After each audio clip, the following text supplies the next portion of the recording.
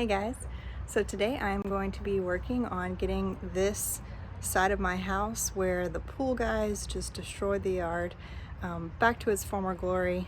I'm actually going to be turning all this section into a small flower bed, and then I'm going to kind of mulch next to the driveway because that's where we get out of the truck, and a lot of times it stays really muddy right there. So I'm just going to kind of mulch right next to the driveway, and then I'll have to go get some sod to finish out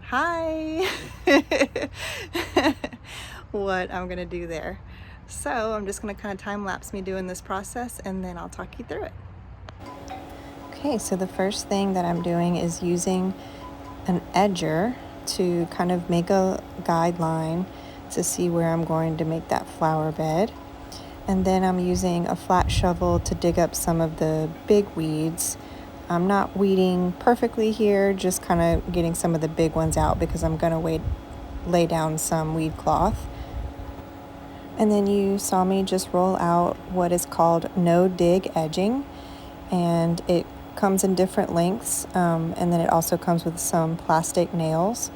So I just went ahead and nailed those in every couple feet. And now I'm trying to dig out some of the dirt because it was too high for the door to open properly. And I knew that I was going to be laying mulch down as well. So I needed the dirt level to be lower so I could put some mulch down and still have the door be able to open easily. So that was a lot of trial and error. And then I realized, so the door's hitting the edging. That's not going to work. So I had to pull up one of those nails and redo it. Now I'm using some landscape fabric and landscape fabric staples. And I'm just laying it out and cutting it with scissors to size. And this works out really well. I typically use cardboard to cover my weeds, but I just didn't have enough, and I actually had some extra weed cloth, so I just went ahead and used that instead. So I laid out the mulch and made sure that the door could open properly. And then in the middle here is where I'm going to be doing most of the planting, so I went ahead and just put down garden soil. And then I just mulched everywhere I knew I wasn't really going to be putting plants. So here I'm forming my edge kind of how I wanted it to look. So I kind of went back and forth and made sure that it was a nice looking edge. And now I'm just laying down that mulch. Then I went and got some of our extra rocks that we had in the backyard and decided to use those under the gutter to make kind of like a cute little rock waterfall-ish looking area under the gutter. So this is kind of fun. I just played around with it.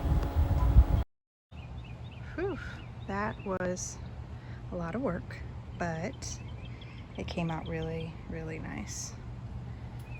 So my husband will come back and do the sod tomorrow because I have to work tomorrow. So all he's going to do is lay some topsoil all right here, and anywhere that there's sand, obviously, lay some topsoil, and then put the St. Augustine sod on top. And we'll have to water every single day until it's nice and established. I think the little rock waterfall area came out pretty nice. The gutter's not quite high enough to do like an actual waterfall, so it'll just kind of trickle down in there, but it's not really for a waterfall effect, it's just kind of pretty. So eventually I will plant up this area. I just have some other things on the priority list. I just wanted to make it look nice, to get our pool deposit back. So this is where they entered to do the pool, so we had to pay our HOA deposit. And so they're going to come back and inspect it to make sure everything looks back to normal. Now they did have to put some new fence posts, and we really need a new gate, but that can come down the road. So yeah, this took me about an hour and a half to do all by myself. So yeah, it can be done, and this whole area will be planted up eventually. Lots of shade plants because I really only get a couple hours of sun right here.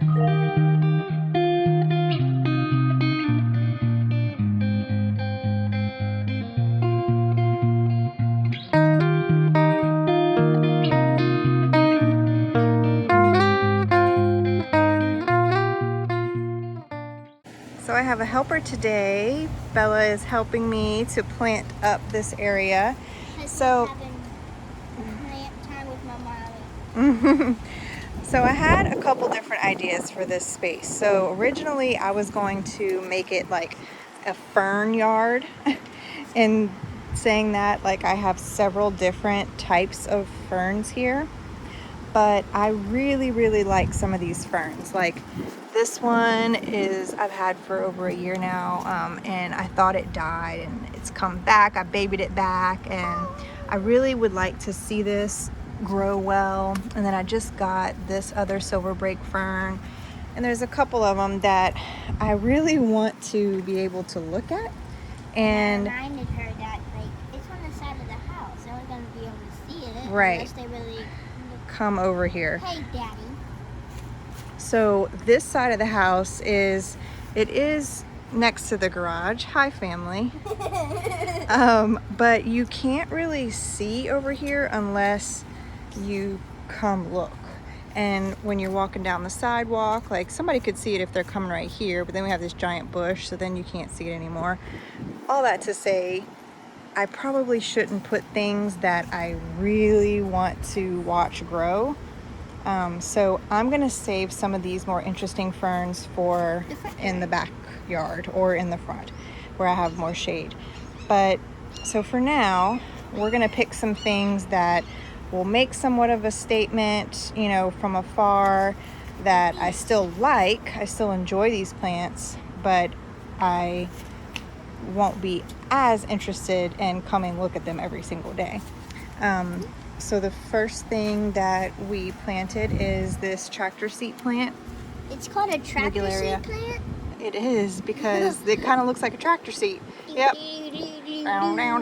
Okay, so it's tiny now because it froze down when we had a really bad freeze, and it finally started coming back from the roots. So there's like a little baby plant right here, and then the mama plant over here. Wait, that's the mama? Well, I mean, it's the bigger one. So this plants will actually get about this tall, and it blooms these beautiful yellow daisy looking flowers. And when we removed this from the pot it was in, it also took with it some purple queen, and that will also start to spread very easily around here. So that's going to be a good plant for this space. It really loves shade, and this area gets about an hour and a half of pretty direct sun, but I know it'll do well here because the rest of the time it's shady. Okay, the next thing that we're going to plant, I have some Caladium bulbs here, and this variety is Candidum. That can't be the variety, is it? Candidum? It's a Caladium, but I think this variety specifically is Candidum. I thought you were reading this, so I said Caladium. I got these on clearance for $4. They have 6 plants in each bag. So we will pop these out. These are really easy to grow. Oh, you would have got it for that. Exactly, yeah. Got them half off. But clearance, aka Lowe's, so we're going to throw those here. We're going to do like a big cluster right here of the Caladiums. Oh, this is pokey. And then I have some baby diamond head colocasia. And these grow to be about 4 feet tall. And we're going to separate some of these babies and put those spotted throughout here towards the back. And then in front of that somewhere I'm going to put some of these Regal Shield alocasia babies, because these also kind of multiply and those will do well. And then here I have a Neon Illusion Arrowhead plant. That's cool. It is. And Neon Illusion Arrowhead. It gets a little bit better color as the season goes on, but these are really pretty and do well in our area. So I will plant those as well. I'll have to keep a close eye on this one because it does get about an hour and a half, like I said, of direct sun.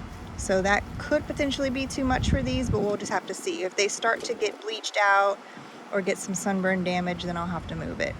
And that's kind of the same for all of these shaded plants. I'll have to keep a close eye on. I know the diamond heads like sun, they'll be fine. They do good in sun or shade. The Regal Shield can tend to get sun damage, but I've had it in a way sunnier spot and it's done fine. So I think an hour and a half will be fine. Same with the caladiums. Tractor seat plant should be fine. So I was originally going to put this philodendron Birkin back here, but I'm going to save that for the back patio. Because this one's pretty. That one's pretty and interesting, and I want to see how it will do in the ground. I've only ever seen these as houseplants, but oh my gosh, I was like reading some of the tags. This is the tag that came with it. It says it's a painted lady, but it is not a painted lady. That is a Birkin all day.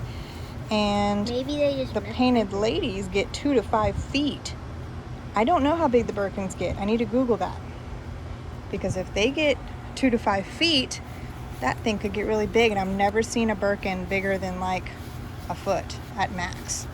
So we'll see. This is a really pretty. It is. Like, And then I have, this is just a Boston fern baby that I'm gonna plant here. And this one is an autumn fern that I am also going to plant here. This one I think I'm also going to save for the back. This is a Cretan brake fern, moonlight variety. That one looks pretty interesting too. So that means I will have 3 brake ferns, 3 different varieties of brake ferns to put together somewhere else.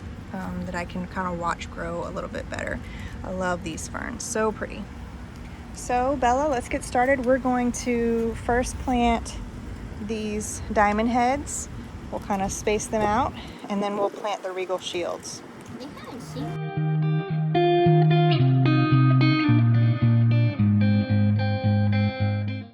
All right, I am all done.